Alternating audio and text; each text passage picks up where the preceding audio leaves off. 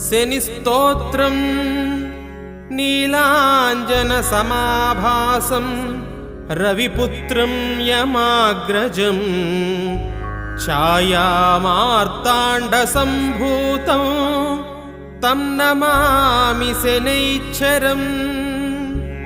राहुस्तोत्रम् अर्धकायं महावीरं चन्द्रादित्यविमर्दनं सिंहिकागर्भसम्भूतं तं राहुं प्रणमाम्यहम्। केतुस्तोत्रं फलासपुष्पसङ्काशं तारकाग्रहमस्तकं रौद्रं रौद्रात्मकं घोरं तं केतुं प्रणमाम्यहम्।